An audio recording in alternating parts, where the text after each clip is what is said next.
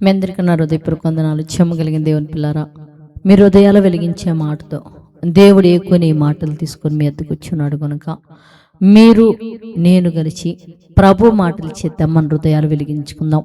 మన హృదయాలు వెలిగించబోయే ముందు రాత్రి కాలం నుంచి మనందరి జీవితాల్లో దేవుడు చేసిన మేలులను బట్టి శిరస్సు వంచి మన ప్రభు అయిన యేసుక్రీస్తు వారి నామములో తండ్రి అయిన దేవుడికి కృతజ్ఞతాస్తుతులు చెల్లించుకుంటూ మనందరి నిమిత్తం దేవుని పిల్లరా, ఈరోజు దేవుడు ఏం మాటలు చేతితే మన హృదయాలు వెలిగించాలనుకున్నాడు ప్రభు.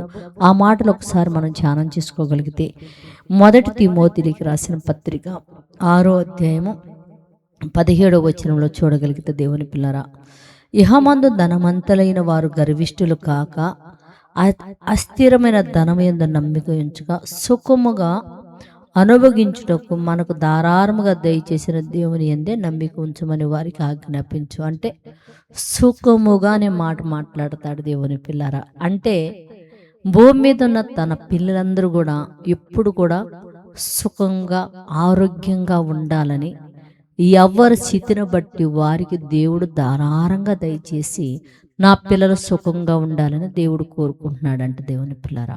మరి అలాగైతే భూమి మీద ఉన్న మనందరం కూడా దేవుని పిల్లలమే కదా.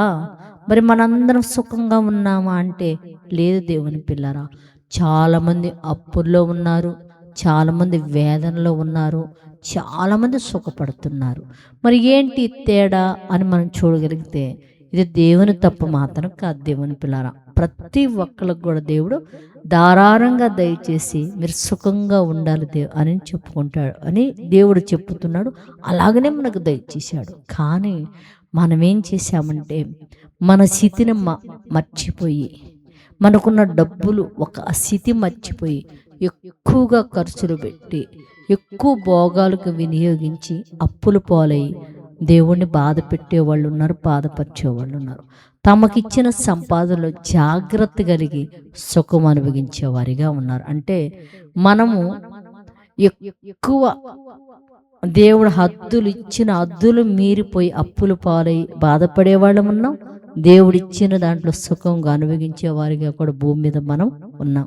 కనుక దేవుడు చెప్తున్నాడు, నేనైతే అందరికి ధారాళముగా అనుగ్రహించాను, సమస్త మీరు సుఖంగా ఉండి నా యందు నమ్మిక కలిగి ఉండాలని నేను ఎన్ని ఇచ్చానని చెప్తున్నాను. చాలామంది దేవుని యందు నమ్మిక లేక ఎందుకు మాకు ఇలాంటి బాధలు కలుగు చేశారని దేవుడు తిట్టేవాళ్ళు ఉన్నారు. దేవుడు మాకు ఇంత స్థితినిచ్చినందుకు దేవుడు స్తుతించేవాళ్ళు కూడా ఉన్నారు. కనుక భూమి మీద సమస్తాన్ని దేవుడు ఒకే రీతిగా ప్రేమించి సమస్తం ధారాళంగా దయచేశాడు. కనుక ఆ దేవుని యందు భూమి మీద ఉన్న పిల్లలందరూ నమ్మిక కలిగి ఉండాలని ప్రార్థించేద్దాం. పరిశుద్ధుడా, చేయగలిగిన మా పరలోకపు తండ్రి, నయనా నీ కృప కలిగిన నామానికి వందనాలు తండ్రి. సమస్తం భూమి మీద మాకు ధారాళంగా దయచేసి సుఖముగా మేము బ్రతుకుతూ నీ యందు నమ్మిక కలిగి ఉండాలని చెప్పావు తండ్రి.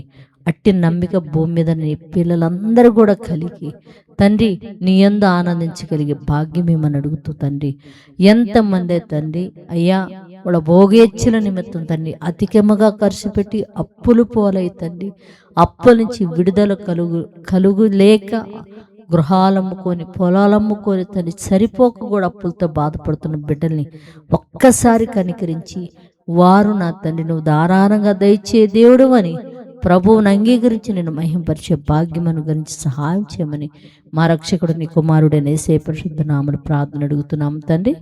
ఆమెన్. మీ అందరికీ నా హృదయపూర్వక వందనములు. ధన్యవాదాలు.